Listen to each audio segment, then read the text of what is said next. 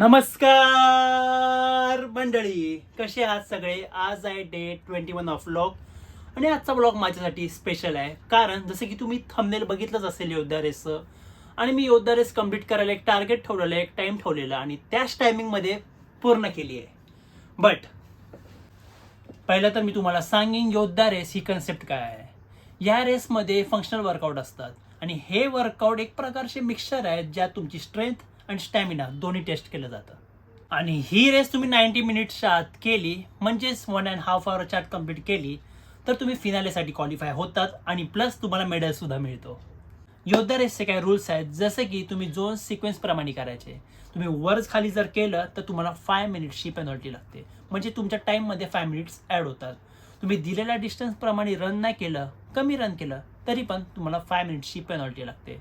आणि वर्कआउट जर तुम्ही दिलेल्या रूल्स प्रमाणे केला नाही, तरी पण तुम्हाला 5 मिनिट्सची पेनॉल्टी लागते. हा, तर मी ही रेस लास्ट टाइम पण केली आहे 3 मार्चला वगैरे, आणि त्यावेळेस मला टाइम लागलेला 1 hour 55 minutes वगैरे, आणि यावेळेस मला वेळ लागला आहे 1 hour 18 minutes, म्हणजे अर्धा तासपेक्षा जास्त वेळ मला कमी लागला आहे लास्ट टाइमपेक्षा. बाकीच्या गोष्टी मी तुम्हाला हळूहळू सांगतच जाईन. तर वळूयात आजच्या ब्लॉगकडे. पहाटे 6चा रिपोर्टिंग टाईम होता आणि नशिबाने यावेळेस ठाण्यातच होता वेन्यू, त्यामुळे मी आरामात घरातून निघालो. मग वेन्यूला पोचल्यावर तिकडे ते बीप देतात अँड गुडीज बॅग, अँड बीप मिळाल्यानंतर 1 तासाने रेस चालू होणार.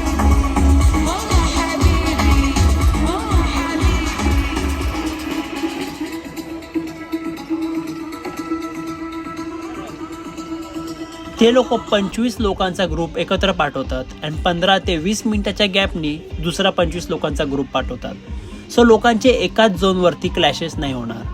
अँड रेसच्या आधी ते लोक एक बेल्ट देतात पायाला बांधायला, त्यांनी आपला टाइम रेकॉर्ड होतो on every check point.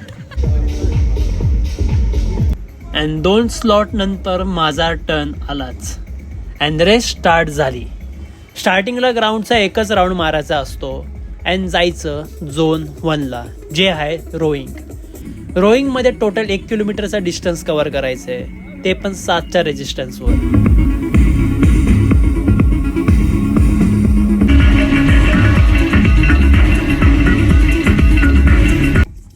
Roing complete झाल्यानंतर आता करायचं आहे 700 मीटर रन.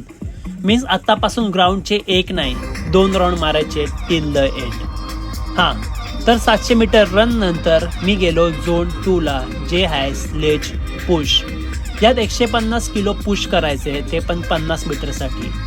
माझा यात हात बसलेला, सो मला या टाइम कव्हर अप करता आला.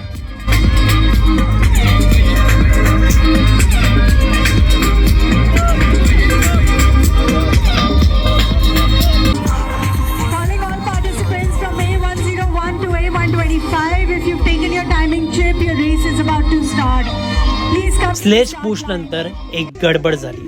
मी चुकून 700 मीटर रनच्या बदली 350 मीटर रन केलं अँड गेलो तिकडे गेल्यावर कंटेस्टंटला बघून मी कन्फ्यूज झालो की हे लोक माझ्या आधीच्या राऊंडला गेलेले, मी एवढा लवकर कसा आलो.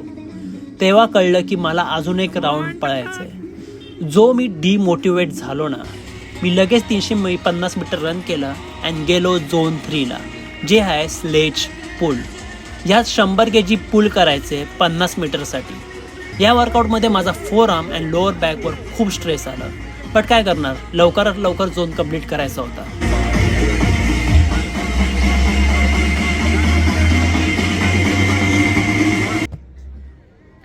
झोन 3 नंतर परत 700 मीटर रन केलं अँड गेलो ह्या रेसचा सगळ्यात इझी झोनमध्ये, जो आहे झोन 4 केटलबेल कॅरी. यात तुम्हाला 24 किलोचे केटलबेल उचलून वॉक करत जायचे 200 मीटरसाठी. जास्त करून प्लेयर्सला हा खूप इझी टास्क वाटतो अँड हाच टास्क आहे ज्यात तुम्ही मॅक्झिमम टाइम वाचवू शकतात.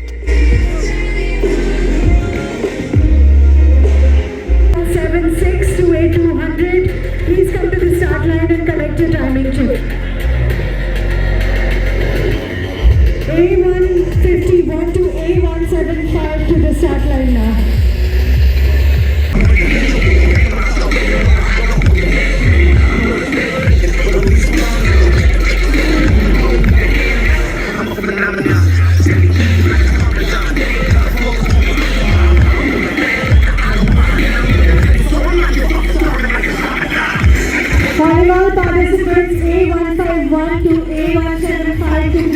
5, please.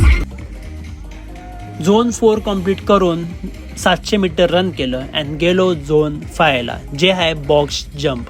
7 सेंटीमीटरचा बॉक्स असणार, त्यावर तुम्हाला 30 वेळा जम्प करायचं आहे. अँड या झोनपासून ते लास्ट झोनपर्यंत तुमच्या लेग्सचाच गेम आहे पूर्ण.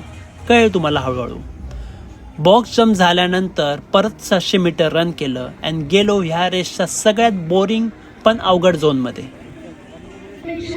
ते आहे झोन 6, जे आहे लंच वॉक. यात तुम्हाला बॅकवर 20 kgचं बॅग कॅरी करत लंजेस करायचे आहेत फॉर 100 मीटर. हा झोन सगळ्यात अवघड आहे, कारण यात तुमचा स्टॅमिना तर टेस्ट होतोच, पण तुमचे लेग्स पण थकतात, पंप होऊन जातात लेग्स. आणि नंतर परत 700 मीटर पळायला जमतच नव्हतं, कारण एवढे पंप झालेले की मध्येच पळता पळता पडायला व्हायचं.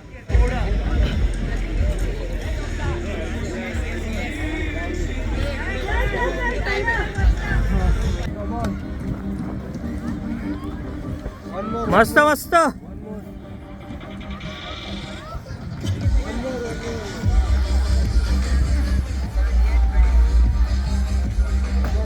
The timing check. 2:26 to 2:50. Please come take.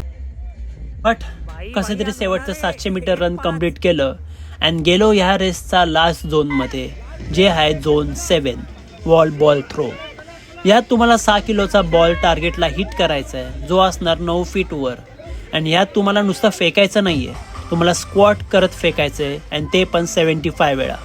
आणि हा झोन शेवटचा असल्यामुळे पूर्ण बॉडी तोपर्यंत थकून गेलेली असते. बट मला लवकरात लवकर कंप्लीट करायचंच होतं, सो मी पुश केलं स्वतःला. अँड 5 थ्रो नंतर 10 सेकंडचा ब्रेक घ्यायचो, परत 5 वेळा फेकायचो.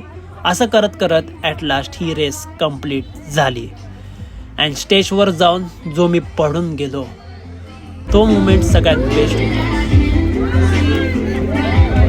All our participants will take numbers to 25.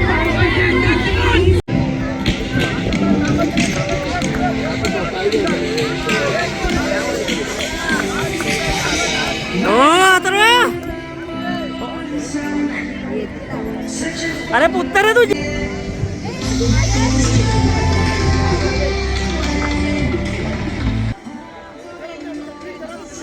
मग गेलो टाईम व्हेरिफिकेशन करायला, ज्यात कळणार की मी हा पूर्ण कोर्स 90 मिनिट्सच्या आत केला की नाही.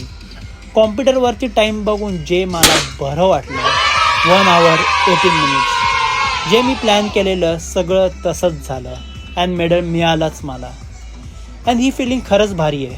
ज्या गोष्टीसाठी आपण एवढं मेहनत करत असतो अँड शेवटी जाऊन ती मिळते ना, त्याची फिलिंग वेगळीच आहे.